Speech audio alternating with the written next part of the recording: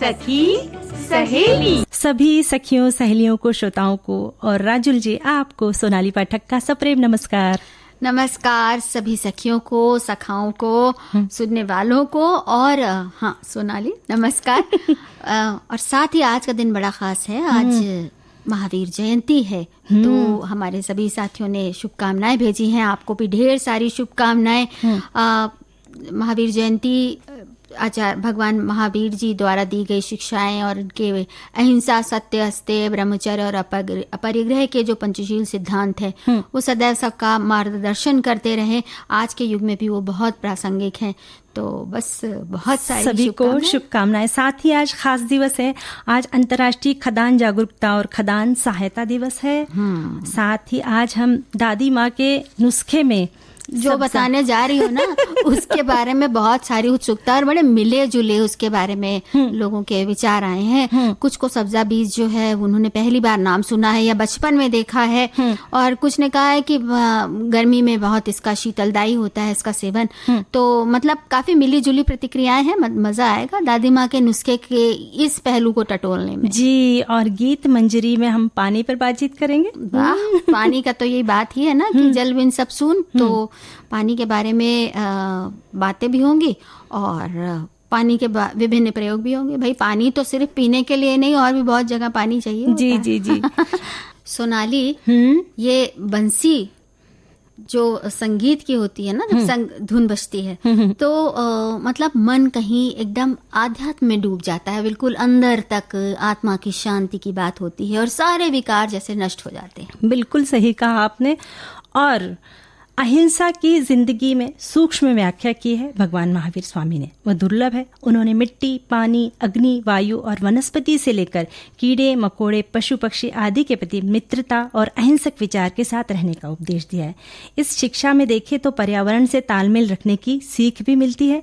आज इस हिंसात्मक वातावरण और आपाधापी के बीच बच्चे बड़े हो रहे हैं, उसका कारण अहिंसा के बारे में जानकारी का अभाव दिखता है। ये बात हमारे साथी ने लिखकर भेजी है। बहुत सुंदर बात कही है। वास्तव में जो अहिंसा है वो तो हर युग में, हर दौर में बहुत उसका महत्व रहता है।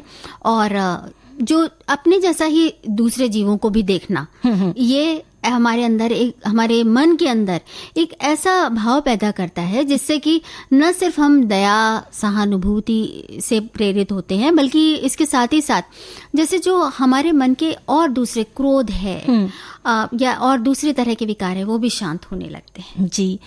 तो जैन धर्म के 24वें तीर्थंकर भगवान महावीर स्वामी की आज जयंती है। चैत्र माह के शुक्ल पक्ष की त्रयोदशी तिथि को प्रतिवर्ष हम महावीर जयंती बड़े ही धूमधाम के साथ मनाते हैं। भगवान महावीर स्वामी का जन्म 599 ईसा पूर्व बिहार के कुंडलपुर के राजघराने में हुआ था और उनकी माता का नाम था त्रिशला और पिता थे सिद्धार्थ। आपका बचपन का नाम वर्धमान था। बहुत राजसी ठाट बाट में पले और फिर उन्होंने तमाम भौतिक सुविधाओं को त्याग कर 30 वर्ष की आयु में ही घर छोड़ दिया। और 12 वर्ष कठोर तप करके भगवान महावीर ने कैवल्य ज्ञान को प्राप्त कर लिया और वे तीर्थंकर कहलाए। और उनकी जो सीख है उसे हमें अपने जीवन में जैसे अमल में लाना चाहिए, जैसे अहिंसा है, सत्य की राह पर चलना है। और उन्होंने मोक्ष को प्राप्त करने के लिए उन्होंने 5 नियम स्थापित किए थे। हम पंच सिद्धांत के नाम से जिन्हें जानते हैं, ये पंच सिद्धांत है अहिंसा, अस्तेय, ब्रह्मचर्य, सत्य और अपरिग्रह। भगवान महावीर स्वामी के ये जो प्रेरणादायी विचार कहते हैं कि हर आत्मा अपने आप में आनंदमय है, सर्वज्ञ है, सब कुछ जानती है। आनंद हमारे अंदर ही है और इसे बाहर ढूंढने की कोशिश नहीं करनी चाहिए। और हर एक जीवित प्राणी के ऊपर दया करो, घृणा से केवल विनाश ही होता है। खुद पर विजय प्राप्त करो, क्योंकि यह एक चीज लाखों शत्रुओं पर विजय पाने से बेहतर है। और सत्य के प्रकाश से प्रभुत्व हो। बुद्धिमान व्यक्ति मृत्यु से ऊपर उठ जाता है। ईश्वर का कोई अलग अस्तित्व नहीं है, बस सही दिशा में अपना पूरा प्रयास करके देवताओं को हम पा सकते हैं। भगवान महावीर स्वामी की ये जो सीखे हैं ये करुणा, प्रेम, सद्भाव का संदेश देती हैं। और आज के दिन भगवान महावीर की प्रतिमा को पालकी में रखकर शोभा यात्रा निकाली जाती है। सोने और चांदी के कलश से भगवान महावीर को जलाभिषेक कराया जाता है, पूजा अर्चना की जाती है। तो बड़ा धूमधाम का अवसर होता है। और इसके साथ ही साथ बहुत सारे घरों में भी जो बच्चे हैं, खासतौर से जब कोरोना काल के दौरान ये चीज देखने को आई कि बच्चों ने अलग अलग जगह पर शोभा यात्राएं निकाली और घरों में, अपने अपने घरों में, और तरह तरह से सजा के। तो ये बच्चों को भी एक सीख मिली, अपने संस्कृति के बारे में जाना उन्होंने, और साथ ही साथ त्योहार के विषय में जाना। तो सभी सभी श्रोताओं को एक बार फिर बहुत सारी शुभकामनाएं। कितनी अच्छी बात है और कितना एकदम ऐसा संदेश है जो कि भगवान महावीर स्वामी की जो शिक्षाएं हैं उनसे बिल्कुल सटीक बैठता है जी। सोनाली, आज अंतर्राष्ट्रीय खदान जागरूकता और खदान सहायता दिवस भी है। हर साल जो 4 अप्रैल को मनाया जाता है, और ये खास दिन है। हमारे बहुत सारे श्रोताओं ने इस दिन के बारे में बात भी की है, लेकिन ये वो खदानें नहीं है जहाँ से हम कोयला या दूसरी धातुएं खोदते हैं।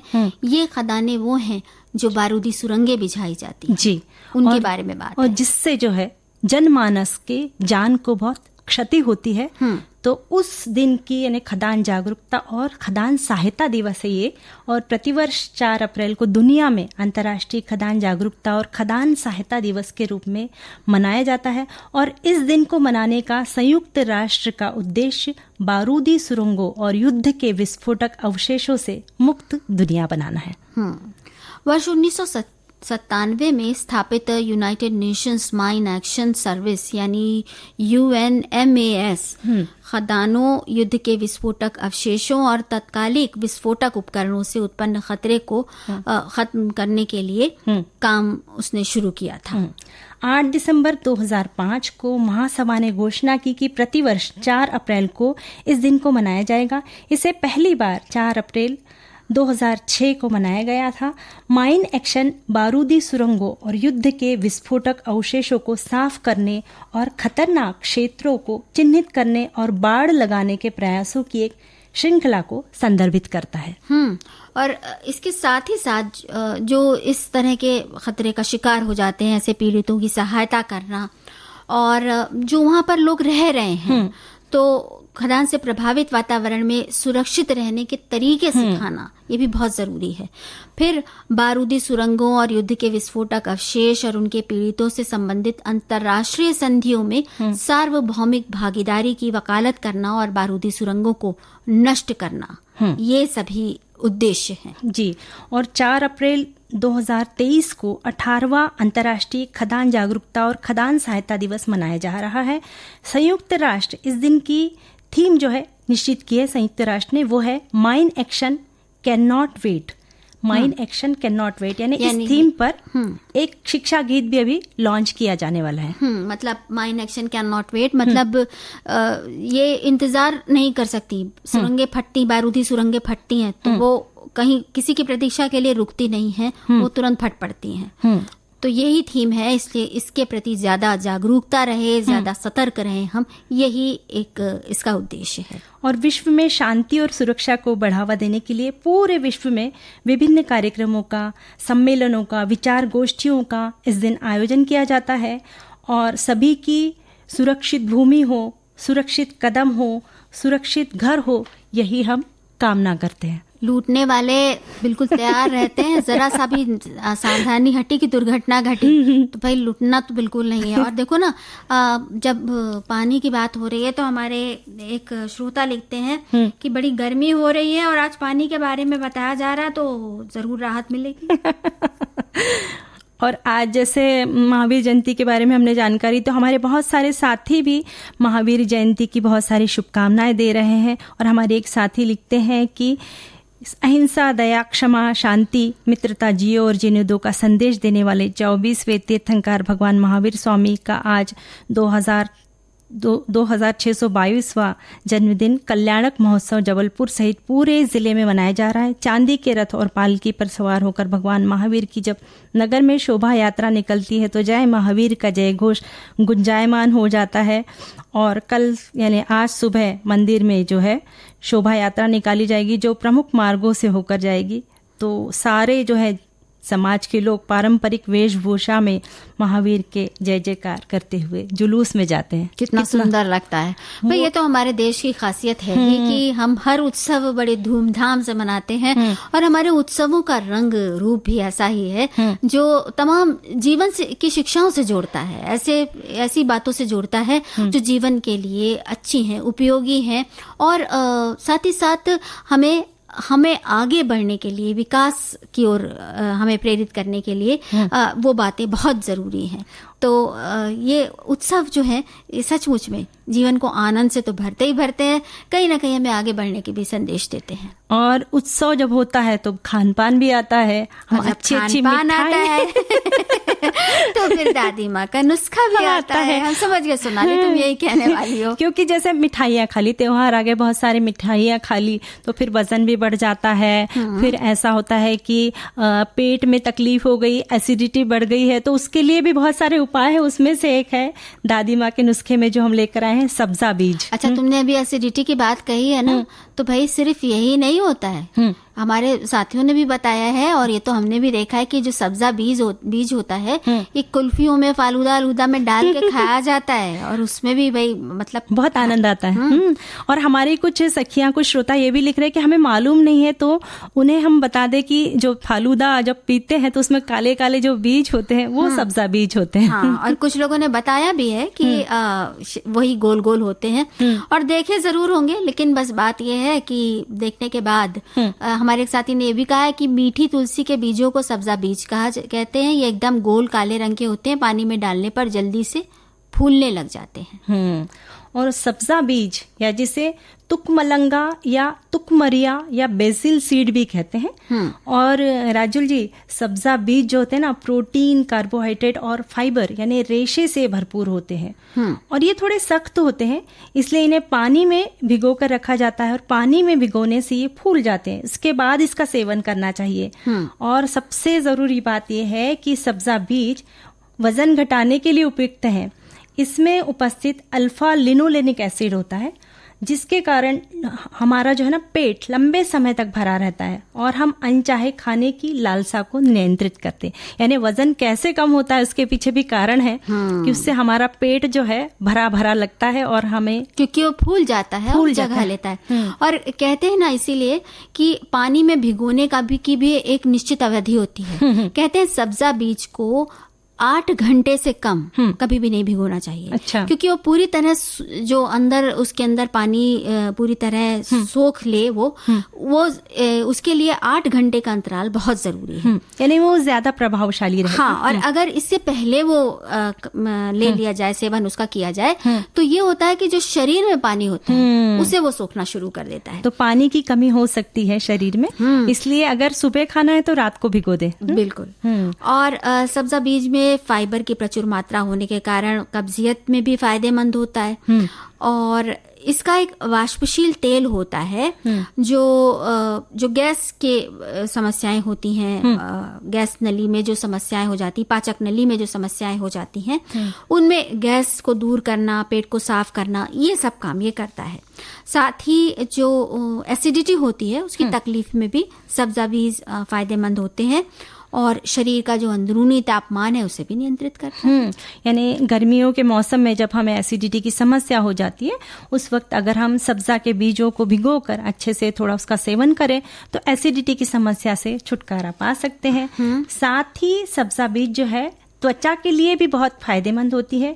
इसके नियमित सेवन से शरीर को जो कोलाजन पैदा करने में मदद मिलती है जो नई त्वचा कोशिकाओं के निर्माण के लिए आवश्यक होती है। और बहुत सारी त्वचा रोग होते हैं, उसमें अगर इन सब्जा बीजों को कुचल के नारियल के तेल के साथ मिलाकर अगर हम उस जगह पर लगाएं तो एक्जिमा है, फिर सोराइसिस जैसी बीमारियों में भी मददगार साबित हो सकते हैं। और इसका एक और इस्तेमाल हमारे श्रोता ने बताया है कि सब्जा बीज तुकमलंगा, बचपन से इस बीज को देखती आ रही हूँ, बिना मुंह वाले फोड़े पर, औंधा फोड़ा जो होता है ना, उस पर इसे लगाया जाता था। गर्मियों में इसकी शरबत पीते थे क्योंकि इसकी तासीर ठंडी होती है। कुल्फी फालूदा पर भी इसे डालकर खाया जाता है। एक बहुत खास बात, सब्जा बीज और चिया सीड, ये दो अलग अलग चीजें हैं। दोनों बीज हैं तो दोनों बीज ही, पर दोनों दो अलग चीजें हैं, क्योंकि दिखती समान है पर दोनों अलग हैं। और सब्जा बीज के सेवन से रोग प्रतिरोधक क्षमता भी बढ़ती है। फिर उच्च रक्तचाप है, डायबिटीज है, कोलेस्ट्रॉल, डिप्रेशन यानी अवसाद, चयापचय असंतुलन यानी मेटाबॉलिक इम्बैलेंस जैसी स्थितियों में सब्जा का सेवन फायदेमंद साबित होता है। और फायदेमंद तो होता है, लेकिन वही ना, आती हर चीज की मतलब बुरी हो मानी जाती है, तो इसका सेवन भी सीमित मात्रा में ही करें। और अगर कोई दवा चल रही है तो बिना डॉक्टर के परामर्श के इसे कतई ना लें, क्योंकि इससे भी एलर्जी हो सकती है और हो सकता है कोई उसका दूसरा परिणाम, साइड इफेक्ट हो जाए, तो उससे बचने के लिए डॉक्टर से एक बार परामर्श जरूर लें। और नींबू पानी के साथ इसे ले सकते हैं, नारियल पानी के साथ ले सकते हैं, शरबत है, फिर पन्ना, शिकंजी, और फालूदा में तो सभी खाते हैं ना सब्जा के बीजों को डालकर। और गर्मियों में तो ये बहुत ज्यादा राहत देते हैं, एकदम ऐसे ठंडा ठंडा लगता है। तो सोनाली, सब्जा बीज के तो तुमने बहुत सारे फायदे बता दिए, और इसको भिगोने के लिए जिस चीज की जरूरत होती है वो होता है पानी। तो आज तुम पानी भी लाई हो जी। मतलब आज तुम सारी चीजें एक साथ इकट्ठी करके लाई हो, जिसका एक दूसरे के साथ बहुत ही प्यारा सा संबंध है ना। वैसे पानी जो है ना राजुल जी, प्रकृति की एक अनुपम सौगात है, जिसकी विशालता आकाश से लेकर पाताल तक फैली है। पानी ही जीवन है और जीवन से जुड़ा एक नितांत सत्य है। अगर पृथ्वी पर पानी ना हो तो जीव जंतुओं का नामो निशान तक नहीं रहेगा। अरे भाई, जो हमारा शरीर और हमारा ये संसार पंच तत्व से बना है, और पंच तत्वों में से एक तत्व है पानी, तो इसी से पता लग जाता है कि भाई पानी कितना महत्वपूर्ण है। ये जीवन धारण करना है और स्वयं भी जीवित है, मतलब पानी के अंदर भी जीवन है। देखो उसकी जो वो है ना H2O हम कहते हैं, ऑक्सीजन की वजह से इसके अंदर जीवन है, और तभी जीव जंतु इसके अंदर रहते हैं। और एक वयस्क व्यक्ति के शरीर की अगर हम बात करें तो 70% पानी, यानी कि 80 से 40 लीटर तक पानी होता है, जो कि मांसपेशियों और रक्त में रहता है। और अगर हमारे शरीर में पानी की 2% भी कमी हो जाए ना, तो हमारी ऊर्जा जो है वो 20% कम हो जाती है। और गर्मियों के दिन में मतलब सोचो 10 गुनी ऐसी अनुभूति सभी को आती होगी कि बहुत देर से काम में लगे हुए हैं, पानी नहीं पिया है, और अचानक से जब दिल घबराने लग गया है, मुंह सूखने लग गया है, तब समझ में आ जाता है कि नहीं, पानी की कमी है। तो ऐसा वक्त ही ना आने दे, पानी बीच बीच में से कितने भी काम में उलझे हुए क्यों ना हो, पानी पीते रहना चाहिए ना। और 100 साल के जीवन जैसा लगे पानी। कितनी सुंदर, ये गीत बहुत सुंदर है, बहुत खूबसूरत। उसके शब्द भी उतने ही प्यारे, संगीत भी उतना ही अच्छा है, और आवाज तो लाजवाब है। वैसे राजुल जी, मनुष्य का स्वभाव भी पानी की तरह होना चाहिए ना। पानी जैसा हर रंग में घुल मिल जाता, उसी तरह हमें भी पानी की तरह अपना व्यवहार रखकर हर परिस्थिति से, हर संकट से धैर्य के साथ सामना करते हुए हंसते हंसते उस विपदा से ही दोस्ती कर लेना चाहिए। पानी की तरह घुल मिलकर अपनी पहचान बनाना चाहिए। बिल्कुल बिल्कुल, बहुत अच्छी बात कही है तुमने। और जब पानी की बात होती है ना, तो मनुष्य के स्वभाव को भी कहा जाता है ना, बड़ा खारा है वो बड़ा मीठा है। तो हमारे एक साथी ने लिख के भेजा है, वो नदी का मीठा पानी उस जैसा कोई अनमोल नहीं, समंदर में बहुत है पानी पर उसका कोई मोल नहीं। क्या बात है। तो खारा बनने से अच्छा है कि हम मीठे बने, समंदर के खारे पानी के बजाय ऐसे पानी बने, पानी का वो गुण ग्रहण करें जो सबके काम आता है। सबको चाहिए उनकी संगत सभी को चाहिए होती है। और हमारे एक साथी ने भी एक बात लिखी थी कि आजकल जो है बच्चे जो है, उन्हें हमें अहिंसा की ओर लेना है, उन्हें हिंसक चीजों से दूर रखना है। और बच्चे जो आजकल मोबाइल गेम्स में जुड़े हुए हैं, तो कैसे उन्हें इस तरह से हमें संस्कार देना है कि बच्चों में अहिंसा के गुण अपने आप जाग जाए? ये हमारे साथी बताएंगे। अभी तो हम पानी की बात कर रहे हैं गीत मंजरी में। तो अगर भारतीय ज्योतिष शास्त्र और लोक परंपरा में बात करें तो पानी को संकल्प के साक्षी का स्तर दिया गया है। जब भी हाथ में पानी लेकर ना, मैं ये शपथ लेता हूँ हाथ में पानी लेकर, या पानी लेकर श्राप दिया जाता था, या पानी लेकर संकल्प किया जाता है। और पानी से अर्घ्य देना, जल छिड़काव, भोजन से पूर्व प्रार्थना करना, शुद्धता के लिए जल का प्रयोग किया जाता है। कितनी खास खास चीजों के लिए। जब हम खाना खाने बैठते हैं तो होता ना, थाली के चारों तरफ ऐसे करके पानी फेरते हैं। आरती करते हैं, आरती करने के बाद उसकी परिक्रमा करने के बाद हम आरती से उसका आचमन पूरा करते हैं, तब आरती ली जाती है जी। और इसी तरह से पानी का बहुत सारे ऐसी जगहों पर इस्तेमाल होता है जो कि पवित्रता के लिए जरूरी मानी जाती है। धार्मिक अनुष्ठान हो तो कलश में पूजन में पानी का विशेष महत्व होता है। और शादियों में पानी ग्रहण संस्कार भी कहते हैं कि उस वक्त 7 वचन लिए जाते हैं, एक दूसरे के पानी को हाथ में लेकर एक दूसरे को। पानी ग्रहण मतलब हाथ, पानी मतलब हाथ। और उस वक्त भी हाथ में जल और कुछ रहता है, चावल रहता है, कुछ कुछ और भी कहीं कहीं पर और परंपराएं हो सकती हैं। तो इस तरह से पानी का बहुत सारा उपयोग है। हमारी संस्कृति में नदियों को जल की देह माना जाता है। पानी सारी सृष्टि का प्राण रक्षक है, इसलिए हम नदियों को पूजते हैं।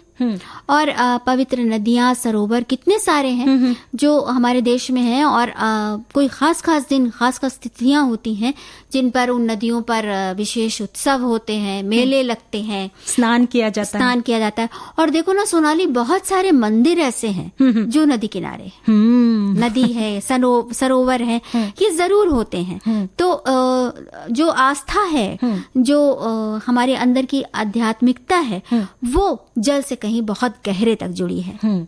और पानी का सीधा संबंध राजुल जी हमारी भावनाओं से भी होता है। जब हम बहुत ज्यादा खुश होते हैं या बहुत ज्यादा दुखी होते हैं, उस वक्त हमारी आंखों से पानी झरने लगता है। और मनोविज्ञान भी कहता है कि भावनाओं के उबाल में आंखों से पानी झरना बहुत अच्छा होता है। इससे हमारा मानसिक स्वास्थ्य जो है बेहतर होता है। भाई तभी तो कहा जाता है ना कि अगर जी भरा है तो रो लो, हल्का कर लो, है ना। क्योंकि भरे भरे बादल भी जब बरस जाते हैं तभी उमस कम होती है। और भरा भरा मन भी जब बरस जाता है तभी जो मन की बदली है वो छटती है और मन हल्का होता है। क्या बात है।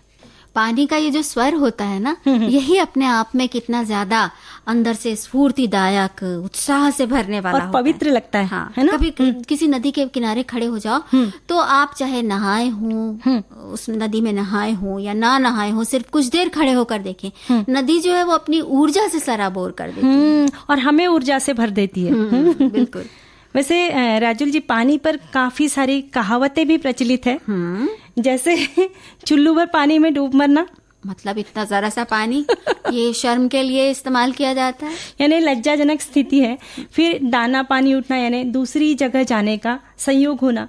दूध का दूध और पानी का पानी होना, यानी सच और झूठ का फैसला हो जाना, मतलब पूरा न्याय हो जाना। जैसे राजा लोगों के लिए कहा जाता था ना कि दूध का दूध और पानी का पानी कर देते थे। पानी में दूध इतनी बुरी तरह मिल जाता है, इतनी अच्छी तरह मिल जाता है कहा जाए तो, कि उसे अलग करना बड़ा मुश्किल हो जाता है। लेकिन जब न्याय की प्रक्रिया होती है तो दूध अलग हो जाता है और पानी अलग हो जाता है। तो इसी तरह से तो फिर घाट घाट का पानी भी पीने की बात कही जाती है उन लोगों के लिए जो बहुत मतलब चलते पुर्जे होते हैं या उनको तरह तरह के अनुभव हो चुके होते हैं।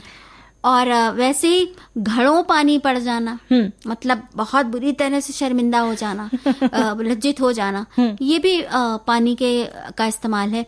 और किसी के मंसूबों पे पानी भी फेरा जाता है हैं, और किसी का पानी भी उतारा जाता है, मतलब फेर दिया जाता है। तब तो तुम समझ लो कि वो चीज, उस चीज को एकदम फेल कर देना, किसी काम को असफल कर देना। और अगर उतारना है तो फिर इतनी बुरी तरह अपमानित करना कि पानी ही उतर जाए। और पेट का पानी ना पचना, यानी फिर गुप्त बात प्रकट किए बिना ना रहना, मतलब तुम्हारे पेट में पानी भी नहीं बचता है। और तलवे धो के पीना, ये भी तो बात होती है, यानी आदर सत्कार बहुत ज्यादा करना, मतलब पाँव धो धो के पीना। और वैसे ना ये भी तो कहा गया है पानी पर कितने सारे दोहे भी हैं। कोई याद आ रहा है? रहीमन पानी राखिए, बिन पानी सब सून, पानी बिना न उबरे, मोती मानस चूर। मतलब इन सभी को पानी की आवश्यकता होती है। अब पानी की अगर हम बात करें तो और क्या क्या है पानी में? अरे पानी में तो बहुत सारी चीजें हैं, पर चिलचिलाती जब गर्मी आती है ना राजू जी, उस वक्त पानी की बहुत हमें याद आती है। अब जैसे वो जो पानी की बूंदे जब मिट्टी में गिरती है तो उस वक्त मिट्टी से जो खुशबू आती है उसके आगे महंगे महंगे इत्र जो है फीके लगते हैं और आनंद की अनुभूति मिलती है, उसका हम शब्दों में वर्णन नहीं कर सकते। और इन दिनों गर्मी के मौसम में जब हम एकदम पसीने से तरबतर हो गए और उस वक्त ठंडा ठंडा पानी अगर हमारे बदन पे पड़ जाए तो क्या मजा आ जाता है। गाना आए या ना आए, गाना चाहिए। और ऐसे ही झरने की तरह फूट पड़ना चाहिए। वैसे हमारे देखो एक साथी ने पानी का एक और मुहावरा याद दिलाया है, पानी में रहकर मगर से बैर नहीं किया जाता, ये कहा सिखाया जाता है। और ये भी कहा है हमारे एक साथी ने कि मतलब अगर पानी की हम बात करें तो गंगा मैया का पानी जो है वो सबसे साफ माना जाता है। कहते हैं ये कि वो चाहे जितने बरस रखो वो उसमें कोई बदबू नहीं आती और ना ही कीटाणु बढ़ते। हमारे घर में भी पूजा घर में गंगा जल रखा जाता है और हम देखते हैं कि बरसों तक वो पानी उतना ही साफ सुथरा, उतना ही पवित्र रहता है। पर वैसे राजुल जी, घटता भूजल स्तर एक इन दिनों की चिंताजनक बात है। पानी व्यर्थ ना बहाए, घर हो या दफ्तर हो या सार्वजनिक स्थान, हर कहीं पानी बह रहा है तो नल बंद करें। ऐसा होता ना कि हम जा रहे हैं, रेलवे स्टेशन पे जा रहे हैं, नल बह रहा है तो हम अपनी धुन में चले जाते हैं कि हम क्यों करें, जिसका काम है वो करे। पर अगर हम ये सोचे कि नहीं ये मेरा कर्तव्य है, मेरा काम है, तो हम बहुत सारे जो है पानी जो है बहाव है उसकी बचत कर सकते हैं।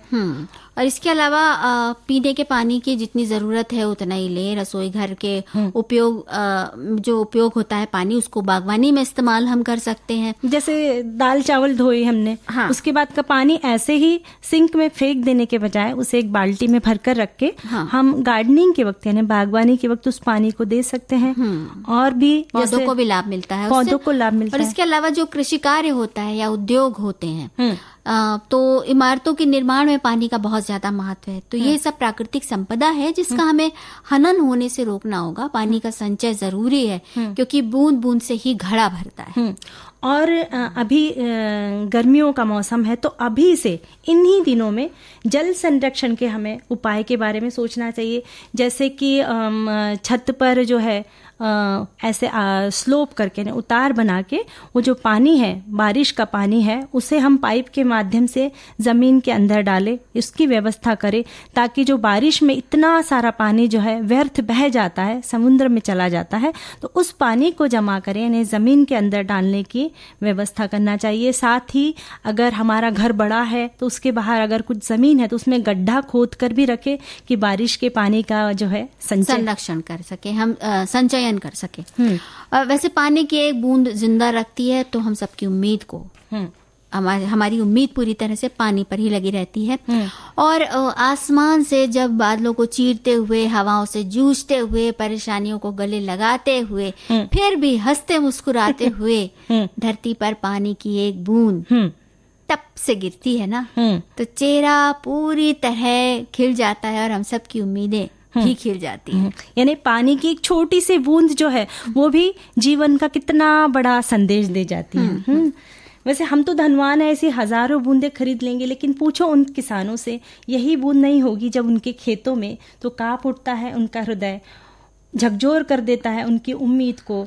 तो जब घर में एक बूंद पानी नहीं होता है तो जोर जोर से जब बच्चा रोता है, बिन पानी सारी रात सोता है, तो स्मरण करो उस क्षण को जब मांगने से भी कोई पानी नहीं देता है। उस तरसती एक बूंद को हम याद करते हैं। हाँ, तो कोई भी हो, पानी की एक बूंद को तरसने के लिए जब पानी की प्यास होती है, वो हजारों लाखों रुपए हो, उनसे भी नहीं बुझ सकती। चाहे किसी के पास पैसा हो चाहे ना हो, लेकिन पानी सबके लिए अनमोल है। पानी सबके लिए अनमोल है, तो इसका हमें अच्छी तरह से जतन करना है, इसका संरक्षण करना है, तभी जो है हम समृद्ध होंगे। बिल्कुल। और घड़ी बता रही है समय का भी हमें अच्छी तरह से देखभाल करनी है, समय पर भी नजर रखनी है। तो अब चलने का वक्त हो गया है, तो लेते हैं इजाजत आप सभी को। राजुल और सोनाली पाठक का नमस्कार। विविध भारती।